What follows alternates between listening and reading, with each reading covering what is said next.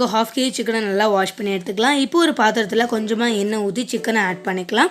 இந்த சிக்கனோட தண்ணிலாம் பிரிஞ்சு வர டயத்தில் ஒரு மிக்ஸி ஜாரில் மிளகு, சீரகம் அண்ட் வரமிளகா சேர்த்துட்டு நல்லா ஃபைன் பவுடராக அரைச்சி எடுத்துக்கோங்க. ஸோ அந்த அரைச்சதை வந்து இந்த சிக்கனில் போட்டதுக்கப்புறம் ஒரு 5 நிமிஷம் கழித்து ஃபைனாக சாப் பண்ண டொமேட்டோவை சேர்த்துட்டு மிக்ஸ் பண்ணி விட்டுக்கோங்க. ஸோ 5லேருந்து 10 நிமிஷம் கழித்து டொமேட்டோ அண்ட் சிக்கனில் இருக்கிற வாட்டர் வந்து தனியாக பிரிஞ்சு வரும். ஸோ அந்த மாதிரி ஸ்டேஜில் கொஞ்சமாக கல்லுப்பும் தேவையான அளவுக்கு தண்ணீரும் சேர்த்துக்கலாம்.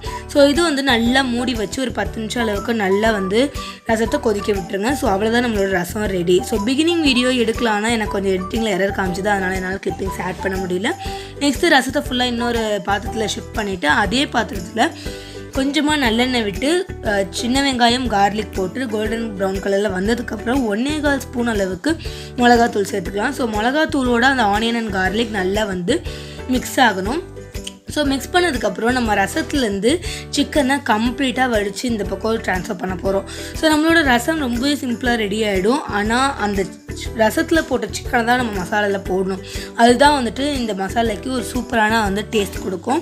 ஸோ எல்லாத்தையுமே ஷிஃப்ட் பண்ணதுக்கப்புறம் நல்லா மிக்ஸ் பண்ணிவிட்டு மூடி வச்சுட்டுங்க. மூடி வச்சுட்டு 10 நிமிஷம் கழித்து நீங்கள் வந்து சர்வ் பண்ணி சாப்பிடலாம். ஸோ நம்ம ஏற்கனவே ரசத்தில் உப்பு சேர்த்துக்கிறதுனால இதுக்கு உங்களுக்கு வேணும்னா உப்பு சேர்த்துக்கலாம். அவ்வளோதான். ட்ரை பண்ணிவிட்டு எப்படி இருக்குன்னு கீழே கமெண்ட் பண்ணுங்கள். தேங்க்ஸ் ஃபார் வாட்சிங். See you on next video.